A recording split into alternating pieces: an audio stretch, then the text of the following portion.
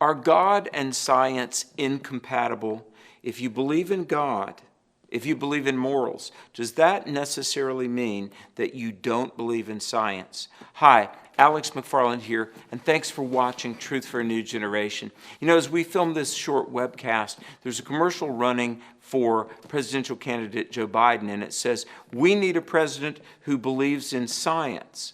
You know, when I see something like that, I kind of ask myself, okay, where do I jump on this train by way of analysis?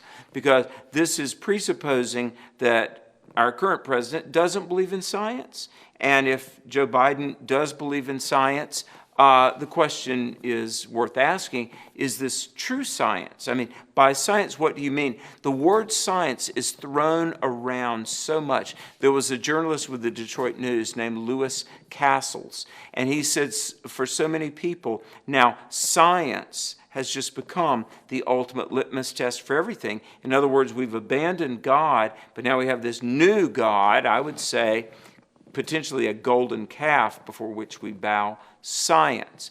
But do you know what? There are so many different nuances to the word science. Now, most people, when they talk about believing in science, they assume that they mean, and that I think they mean, I believe what I can see and touch and quantify, and things like God and morals and faith. That's not only not rational to believe, it's not even something intelligent people do. All right, look, science can tell us a lot of things. At what temperature would this wooden table combust? We could find that out scientifically. But there are many things that are absolute truthful necessities of life that science simply can't address, because in logic and philosophy, it's called a category mistake. For instance, if somebody asks, you know, how much does Thursday weigh?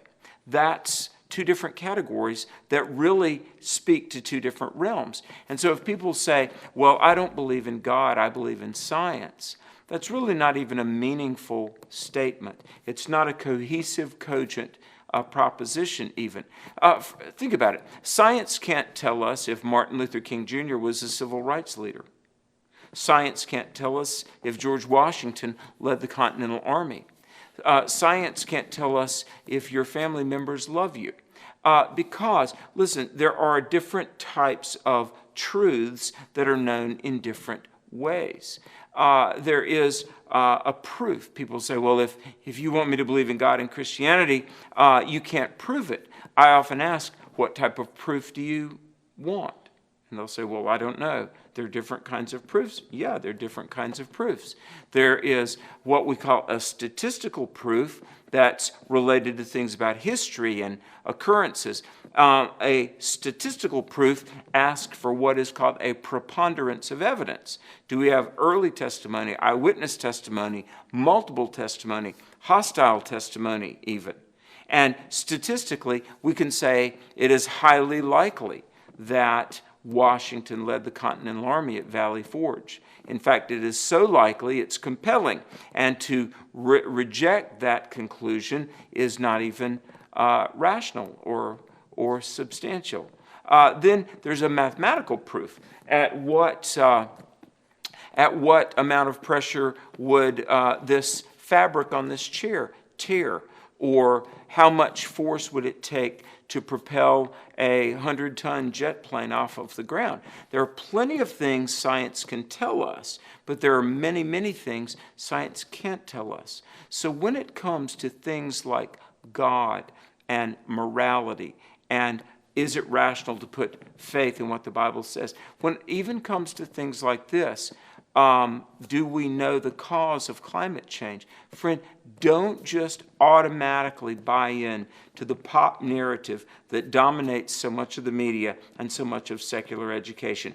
More than ever, when it comes to life and the future and the ultimate issues, we've got to do the heavy lifting of thought and sifting through the data to arrive at factual information on which we base our lives. Hey, thanks for watching. If you share this on social media, if you will share us publicly on your platforms, you're automatically entered to win our weekly book giveaway. Please like our YouTube channel, the Truth for a New Generation YouTube channel. On Facebook, Rev. Alex McFarland, and on Twitter. Thanks for watching. God bless you. stand strong for truth.